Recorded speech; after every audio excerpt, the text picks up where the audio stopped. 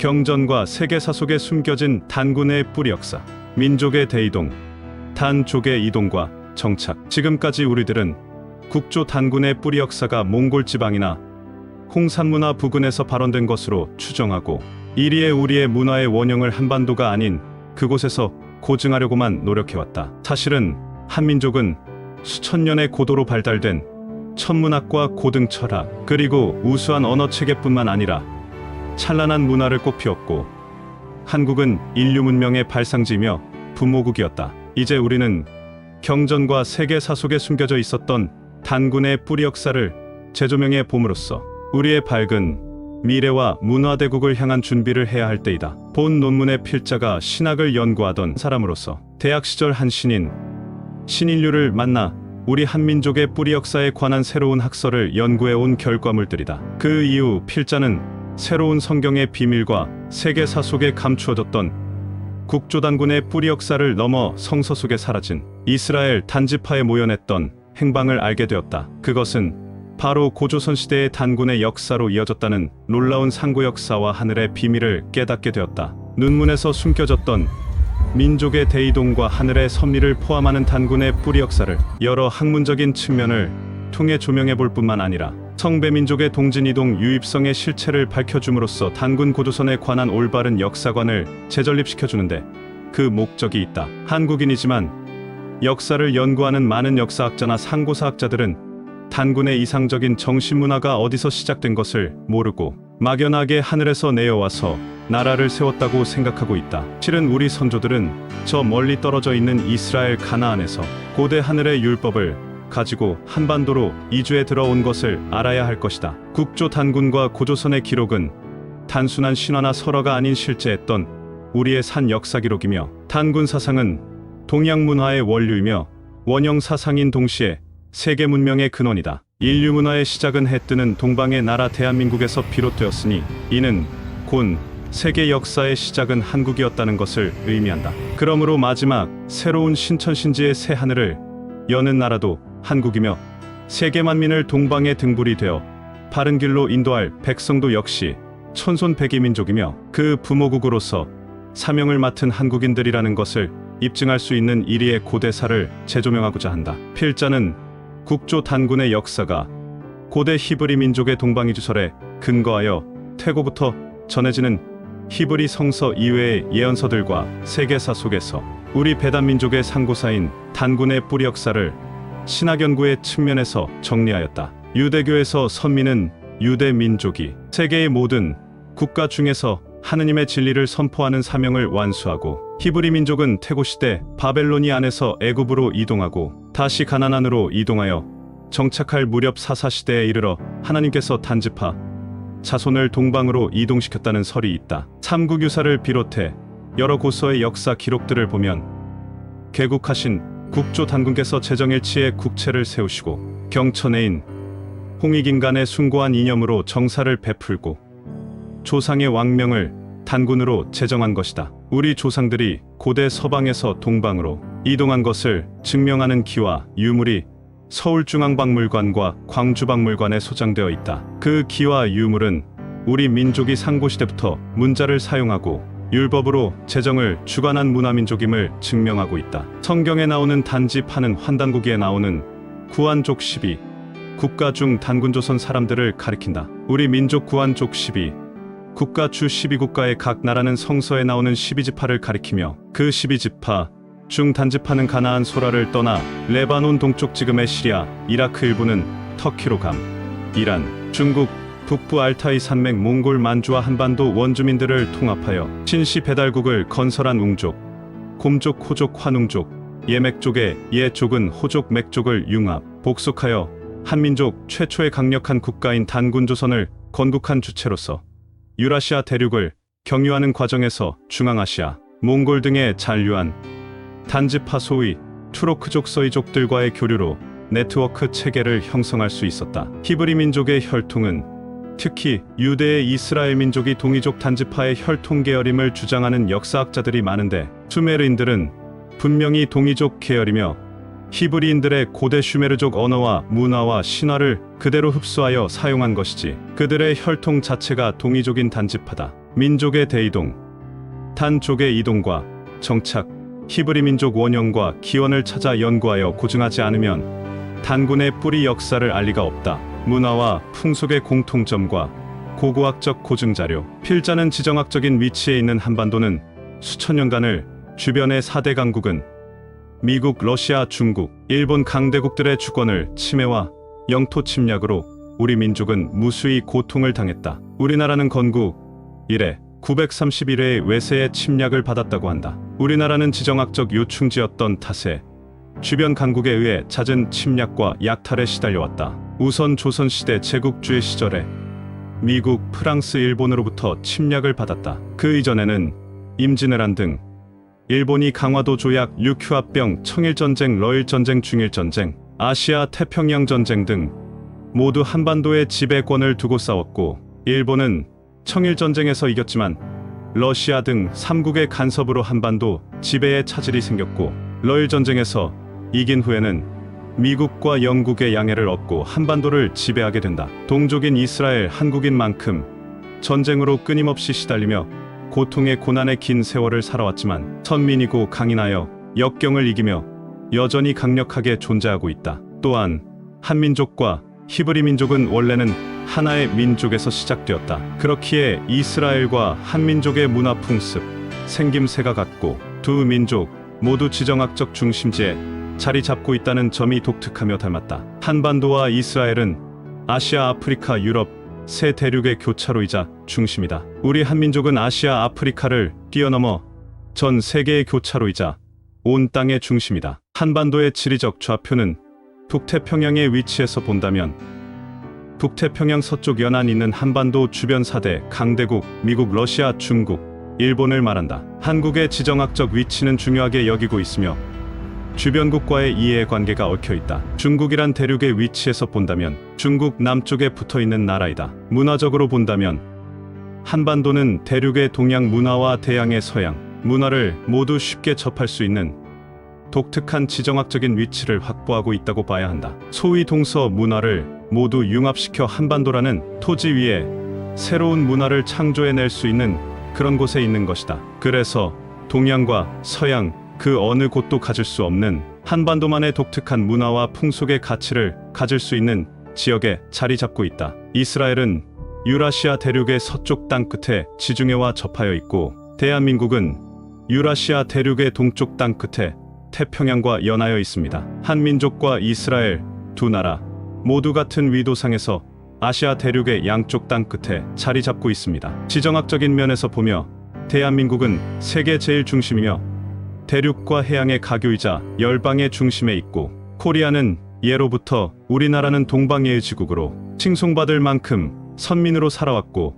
하나님의 유대인들에게 약속한 젖과 꿀이 흐르는 땅, 한반도는 동방 땅끝, 땅 모퉁이 먼 나라 해돋는 곳, 가나안 땅, 축복의 땅으로 예언되어 있다. 섬들아 잠잠하라, 동방에서 의인 한 사람을 불러일으키리니 열국 왕들이 다 와서 굴복게 하며 왕들을 치리하게 하시되 하였으니 전 세계를 심판하고 다스릴 구세주가 동방에서 나오게 되어 있다는 뜻이요. 내가 땅끝으로부터 너를 붙들고 땅 모퉁이로부터 너를 불러 하였으니 그 주인공은 동방의 나라 한반도에서 빛의 본체이신 생명의 하나님이 출현하여 구원의 역사가 시작되는 조선, 고요한 아침의 나라 추엇은 The land of the morning come. 동방의 지국 코리아는 모든 예언의 말씀이 성취되어 구원이 시작되는 빛의 나라로 쓰일 것은 모든 경전과 불경 성경의 증거와 더불어 현실 세계에서 이루어지는 동방의 이스라엘 한민족은 세계의 지정학적 중심지에 거주하며 하나님과 함께하는 대한민국은 위도상으로 이스라엘의 동쪽 선상 가장 끝 먼 나라에 위치한 한반도 땅 모퉁이로 이루어져 있어 성경의 예언과 일치한다. 노아는 홍수 전후 두 세상을 살아가신 의인으로 950세를 살았고 그의 아들 삼형제에게 먼 장래될 일을 예언하였다. 야벳 백인에게 부강한 복을 주셨으니 셈의 장막에 돌아와 셈에 복종할 것을 말한 것은 백인들이 세계를 웅비하고 있으나 그들의 구원도 셈에서 나온다는 것을 말한 것이다. 흑이남족에 관한 예언은 역사에서 실현된 지 오래되어 백인들은 과학 문명으로 선진국이 되어 부강하게 살고 있고 흑인들은 미개하여 빈곤과 질병으로 원시 생활을 벗어나지 못하여 아프리카 검은 대륙은 저주받은 땅으로 부르고 있다. 노아의 장자 셈은 노아가 믿는 여호와를 지존하신 하나님으로 경외하였으니 부친은 축복하실 때 하나님의 신을 셈에 옮겨주시고 셈의 하나님이라 하였다. 믿음의 조상 아브라함의 마음속에 사로잡힌 하나님이 빛으로 들어오신 자유 하나님 신이 함께 공존하고 있다. 필자가 만난 신인류 정도령은 다음과 같이 말씀하였다. 태초의 빛으로 하나님과 아담과 하와가 에덴 동산에 계셨는데 사망의 신이 되는 마귀 영에게 사로잡히는 순간 아담은 남자가 되고 하와는 여자가 되니 만물도 인간처럼 음양으로 쪼개어져 오늘날의 형상을 갖게 된 것이다. 즉 중성의 신인 생명의 신 하나님이 사망의 물질인 음양에 에워싸여져 있어 썩혀져 붕괴하는 것이 만물의 사망이며 물질의 부패 현상이다. 하나님의 빛이 나라는 의식의 무덤 속에 사로잡힌 상태가 오늘날 인간의 모습이다. 사로잡히지 않는 한 분의 자유로운 하나님이 구원의 역사를 치밀한 작전 속에서 믿음의 조상인 아브라함의 하나님, 이삭 하나님, 야곱 하나님 속에서 빛으로 들어오신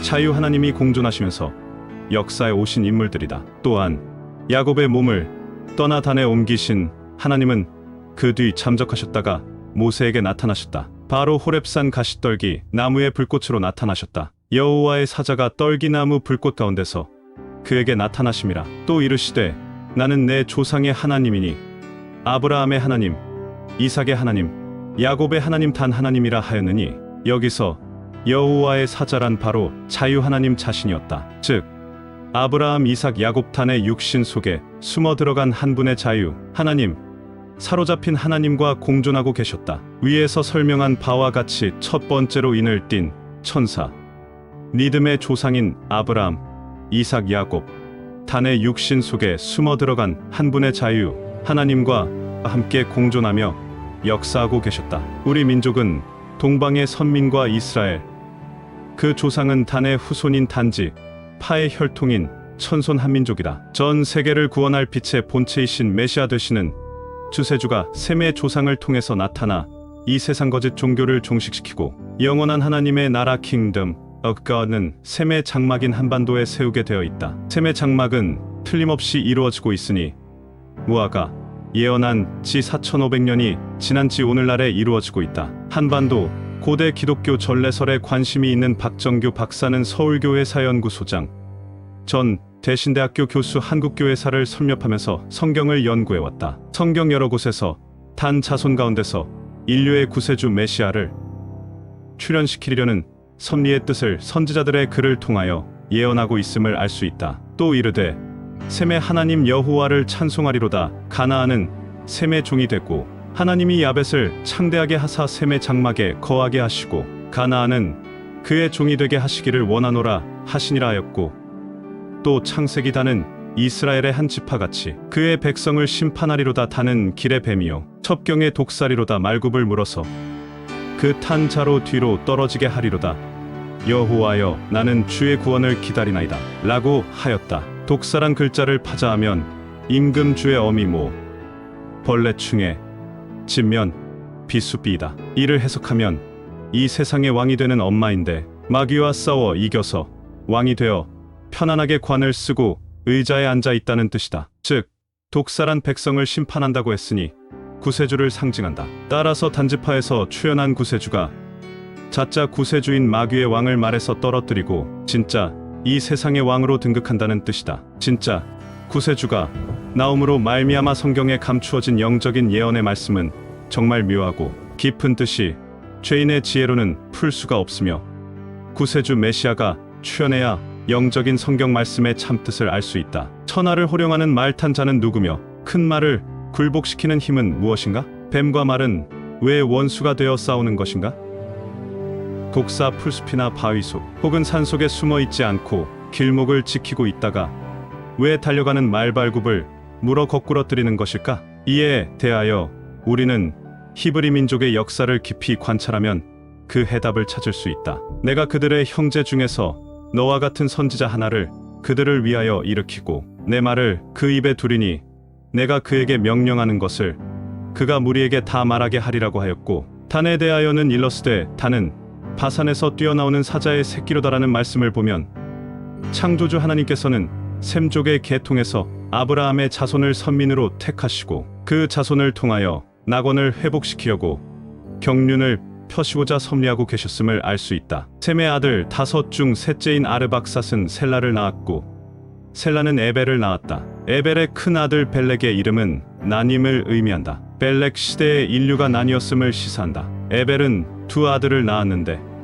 그 중 하나의 이름을 벨렉이라 지었다. 이는 그 당시 세상 사람들이 나뉘었기 때문이다. 벨렉의 동생은 욕단이었다. 벨렉의 탄생은 바벨탑 사건으로 인한 언어의 혼란을 의미한다. 바벨탑 사건 이후에 사람들은 서로의 말을 알아들을 수 없게 되어 각자의 언어를 가지고 세계 여러 곳으로 흩어졌다. 따라서 벨렉의 탄생은 이러한 세상의 나님을 상징하는 것으로 해석된다. 벨렉은 아브라함 계통의 조상이었다. 아브라함은 하나님과 언약을 맺고 구원받은 민족의 조상이 되었다. 벨렉의 후손은 아브라함 계통의 조상이었다. 아브라함은 노아의 손자 셈의 후손이며 셈의 후손은 하나님의 축복을 받은 민족이었다. 벨렉의 아들과 동생 욕단은 아라비아 족속의 조상으로 아라비아인들은 그를 칵탄으로 불렀다. 벨렉의 동생 욕단의 이름을 작다로 풀이하는 것은 타당한 해석이다. 히브리어로 작다를 뜻하는 단어는 카단이다.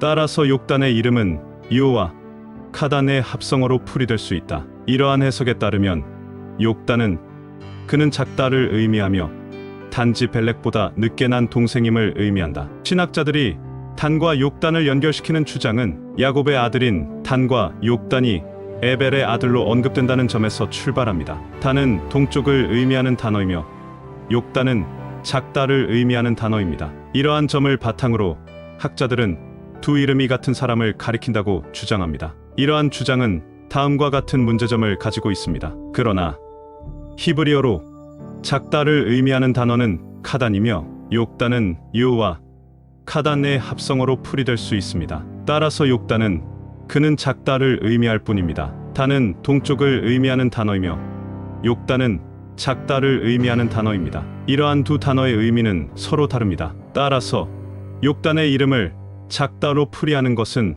타당한 해석이지만 단과 욕단을 직접적으로 연결시키는 것은 타당하지 않은 것으로 여겨집니다. 아라락과 아리랑을 연관시키는 것은 창의적인 상상력일 수 있으나 이러한 연결은 실제로는 근거가 없는 것으로 판단됩니다. 히브리어로 아라랏은 높은 산을 의미하는데 이는 아르과 라트의 합성어로 이루어져 있습니다. 아르은 높다는 뜻이고 라트는 산을 의미합니다. 한편 아리랑은 한국의 민요입니다. 아리랑의 유래에 대해서는 다양한 설이 있지만 정확히 알려진 것은 없습니다. 아리랑과 아라랏을 연관시키는 것은 이러한 설에 근거한 것인데 이러한 설은 근거가 부족합니다. 결론적으로 아라랏과 아리랑을 연관시키는 것은 과학적인 사고가 아닙니다. 욕단의 후손에 따르면 욕단은 13명의 아들들이 있었습니다. 그들의 이름은 다음과 같습니다. 욕단의 아들들은 알모닷과 셀렙과 하수마와 라아마와 수가와 드달라와 에발과 아빌과 아비마엘과 세바와 오빌과 하윌라와 요바브란이다. 이들 이름은 모두 아랍어에 나오는 지명이나 인명과 일치합니다. 따라서 욕단의 후손들은 현재의 아라비아에 정착하였다고 볼 수 있습니다. 욕단의 후손들은 아라비아 반도 남쪽에 거주했던 것으로 추정됩니다. 그들은 메사에서 스발에 이르기까지 광대한 지역에 흩어져 살았으며 각각의 지역을 중심으로 부족을 형성했습니다. 욕단의 후손 중에서도 특히 알모닷은 중요한 역할을 했던 것으로 보입니다. 알모닷의 이름은 하나님은 나의 친구라는 뜻입니다. 그는 아라비아 반도 남쪽에 거주했던 것으로 추정되는데 혹자는 예멘이 바로 이 알모닷의 후예들에 의해 건립되었다고 말합니다. 이러한 역사적인 정보를 통해 욕단의 후손들이 아라비아 지역에 거주했습니다. 결론적으로 말하자면 노아의 5대 손 욕단은 결코 단군 민족의 시조가 될 수 없습니다. 혹자는 단군 민족의 시조를 욕단이 단군이라고 주장하고 있으나 성경 역사와 단군 민족의 전통 문화 풍속을 비교해 보아도 욕단은 결코 단군 민족의 시조가 될 수가 없습니다. 그 이유로 욕단은 아브라함의 5대 조부인 벨렉의 친동생으로서 하나님의 직계 자손이 아니며 하나님으로부터 장자의 축복을 받지 못한 인물입니다. 감사합니다.